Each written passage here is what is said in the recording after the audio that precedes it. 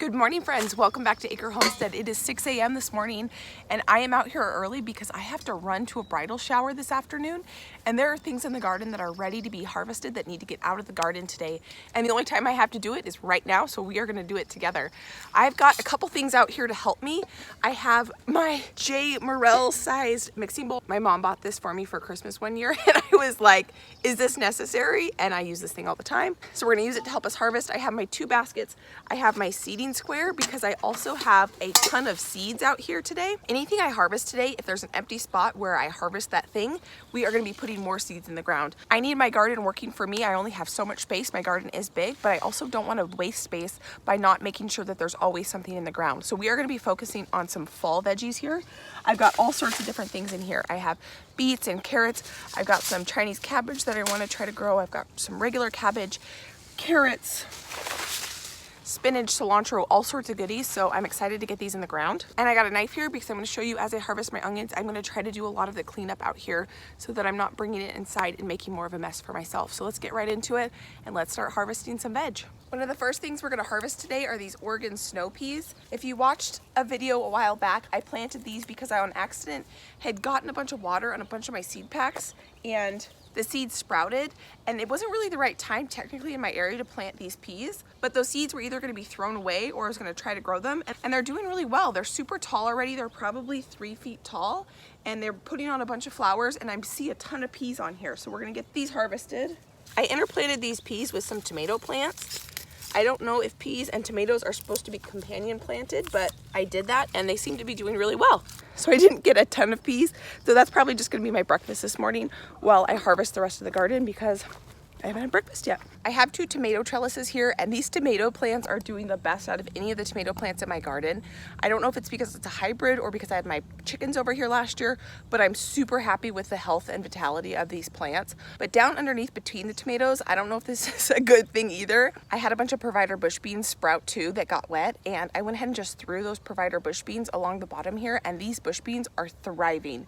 One trick I learned last year from harvesting so many green beans is instead of pulling from up here and keeping this part attached to the green bean and then having to go inside and remove that, when you're out here, take the green bean right here and push it with your fingernail, and then it's already cleaned and trimmed and ready to go when you get inside to preserve it. I'm just so shocked that these green beans are doing so well. I really like Provider green beans. They are a hybrid, but they produce so well. They're a 55-day hybrid, and I just can't believe they're growing in my clay soil out here. I have 3 other areas that I need to harvest green beans from. This area right here, so from this edge of the bed right to about there, that whole area is green beans. Behind that celery, there's a little patch of dragon tongue green beans that need to be harvested, and that whole patch needs to be harvested. So let's get to it. Oh wow, there's a lot in here.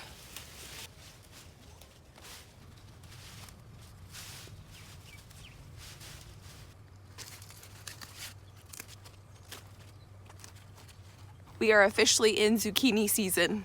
These here are dragon tongue bush beans. Not that many to harvest to put away, but plenty to snack on.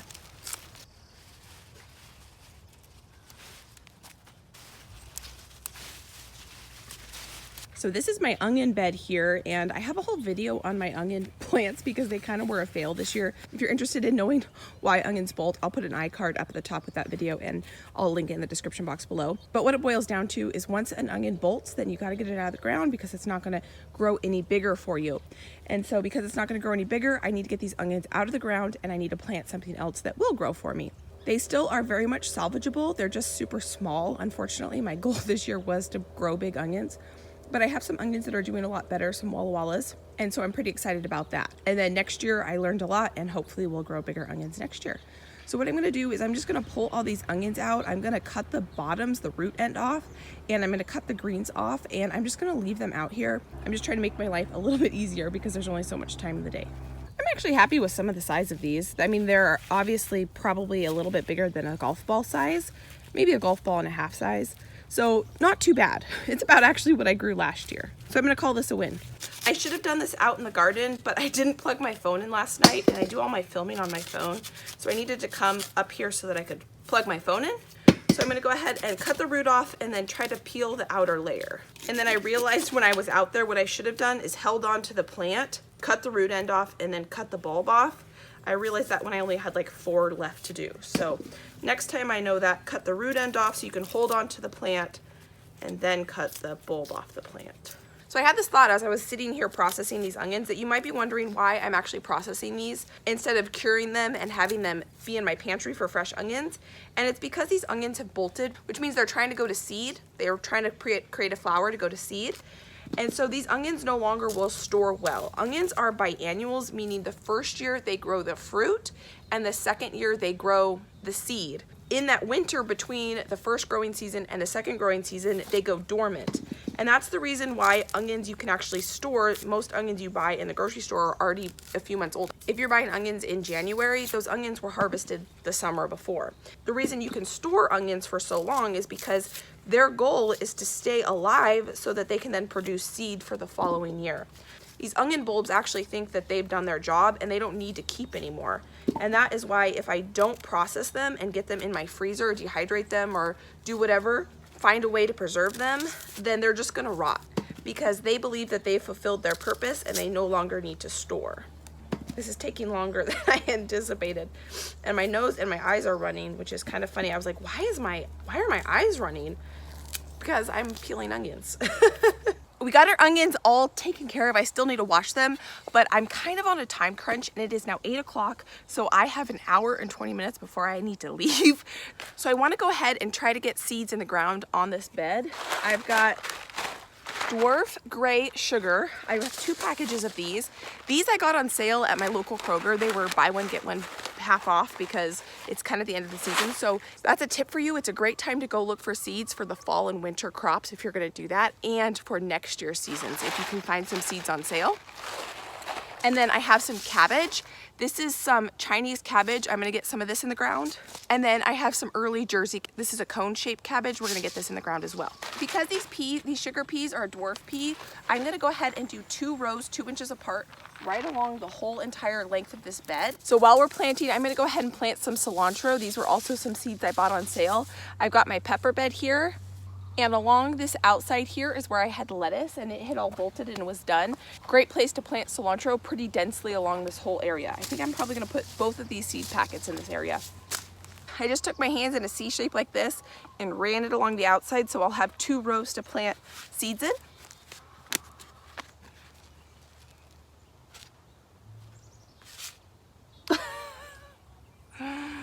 This is not cilantro. This is parsley. I'm looking in here like, that doesn't look like coriander seeds. I had to go check and I did buy cilantro. So we're gonna get cilantro planted. Because I dug a trench like this, there's soil on the outside of it. So all I have to do to cover the seeds is just kind of push the soil like this inwards. And that covers them up. So while we're in the pepper bed, I'm gonna go ahead and start harvesting a ton of basil. I have basil all in this bed between all the peppers. And I want to get inside and I went, oh my gosh, get these dehydrating.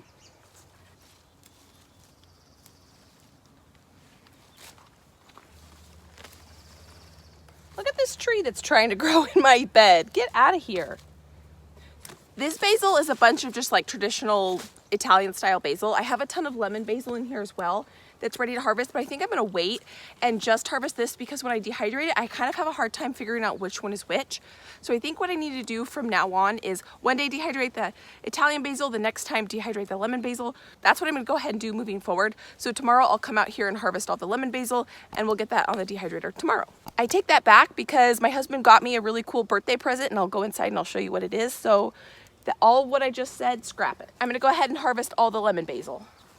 This is my other pepper bed, and the next thing we need to harvest in here are 1, weeds, and 2, parsley. I forgot that I planted parsley seeds intermixed between all my pepper plants, and all these things started sprouting between my pepper plants, and I was like, oh my gosh, what weed is that? And then I remembered it's parsley. One of my goals this year was to have a very organized garden, but clearly this is a very not organized garden. We have a volunteer tomato plant, we have basil, we have pepper, we have carrots all in the inside. Here's another pepper plant. And so it's just kind of, oh, we have onions along the outside. It's just kind of a free-for-all, and I like it. Oh my gosh, this stuff smells so good. This whole bed area here is parsley. I'm gonna do the same thing. I'm gonna take my hands and kind of just cup around it and snip, and all of this will grow back.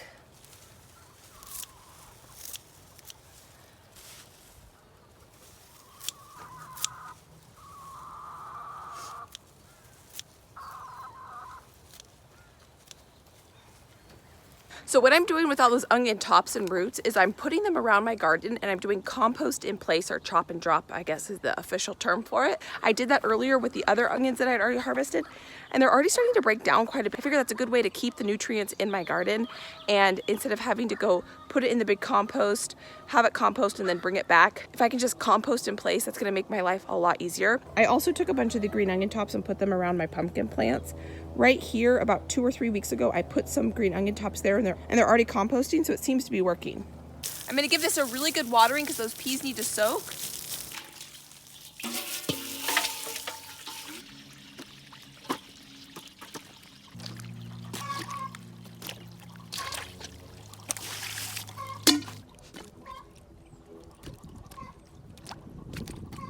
So we're inside, and I've got a whole lot to take care of. Look at this whole basket of herbs. This is pretty incredible. I am thrilled to have this, but first I gotta empty my dehydrator. I had some chamomile in dehydrator, so I need to go ahead and get that taken care of so that we can get the rest of the herbs on here. And then on this tray, I did have a little bit of parsley that I harvested a couple days ago, and I put on the dehydrator, and that needs to be taken care of. And do you guys see that big box behind me? My husband, for my birthday, bought me a 9-tray Excalibur dehydrator. So now I have my 5-tray and my 9-tray, and I couldn't be more happy about it, because when you have this much herbs to get through, I prefer to dehydrate my herbs on a dehydrator. So I'm gonna get all these leaves taken off the stems, and we're gonna get them in the dehydrator. I've got to work quick here. You don't have to be perfect about this because the stems are completely edible. And I am not washing them because my sprinkler had just gone off when I went out there, and these are very clean. So unless I see visible dirt or a bug or something, I will wash those ones. But in general, I don't necessarily wash my herbs. So what my plan with the basil is, because now I have 2 dehydrators, and I was telling you that I was having a hard time getting them mixed up, I am gonna put the lemon basil in one dehydrator and the Italian basil in the other dehydrator, and that way I'll know which one is which. I did not grow enough basil last year, so I'm really hoping that I grow enough this year to make it through the whole year. I probably only made it 4 months last year with the basil that I dehydrated. So far, what I've been trying to do is harvest the basil as often as possible so that it doesn't bolt on me. So I have the Italian basil on the white tray. This beautiful new dehydrator that my husband just got me actually has black trays. So that'll be a really good way in the future to be able to keep things organized with the white trays and black trays. So I'm pretty excited about it. So I have some reused Ziploc bags. I'm just gonna throw these onions in this Ziploc bag. You saw that I washed them outside a couple times. I rinsed them. They still need to be washed quite a bit, but we'll do that at another time when I get ready to harvest them. This is just me getting them ready to throw in the refrigerator so that I can deal with them later. I don't have time to deal with them right now. I wasn't sure exactly what I was gonna do with these onions, how to preserve them, but I have a couple really exciting ideas. So stay tuned because I will bring you along with how I manage these onions. So I'm gonna do the same thing with these green beans. These green beans aren't gonna stink up my fridge like the onions will, so I'm actually gonna just throw these in a reused plastic bag. My plans for these are we're definitely gonna eat a bunch of them fresh this week, but I know that in probably 4 days, I'm gonna have to go out there and harvest a bunch more of them. So I'm gonna bring you along too when I preserve these. I'm gonna do some pressure canning, and I'm gonna show you how to blanch and freeze green beans as well. I've never pressure canned green beans before, so it'll be kind of exciting to do it together. I'm pretty happy with this haul today. We got 3.5 gallons of onions that I'm gonna deal with later. I got 1.5 of these big bags of green beans. This dehydrator is completely full, and this one is about 3/4 the way full. I'm gonna link these dehydrators down in the description box below. You guys know I absolutely love these dehydrators They are a workhorse, and I'm thrilled that my husband bought me another one. So I'm gonna get these turned on at 95 to probably like 98 degrees. And these probably are only gonna take like 8 hours or so. So hopefully this evening I can actually empty these and maybe get something else in there. I'm excited to be in the season where right now I do not need to buy any produce. I'm officially gonna be bombarded from here until probably September, maybe November with produce. So I'm pretty happy about that. I really need to go take the fastest shower. I have about 18 minutes before I need to leave. I am gonna show you how I'm leaving my kitchen. I've got baskets, I've got seeds, one of my seed packets spilled all over the place. I have herbs on the floor. I'm not gonna worry about that. I really need to go take the fastest shower. I need to go put a little bit of makeup on, brush my teeth, and head over to my mother-in-law's house to set up for a bridal shower for my sister-in-law, which you guys have met her, Lacey. I'm super excited about it. It's gonna be super fun. But this just has to be what it is. Maybe when my husband gets up, he'll be kind enough to clean up after me. But for now, I just want to say a huge thank you guys for hanging out with me in my garden and in my kitchen. I'm excited to bring some videos on preserving a bunch of this stuff. So if you guys are interested and you're new, go ahead and consider subscribing. If you enjoyed this video, please give it a thumbs up. But in the meantime, if you want to watch some of my other videos, they'll pop up right here. I hope you guys have a great day, and I'll see you next time. Bye, guys. I lied. I couldn't keep this like this. I had to clean it up before I left. I wanted to get it swept up, so I just swept it up into a little pile, and I'm gonna leave it and I'll deal with it later. So I'll see you guys next time. Bye, guys.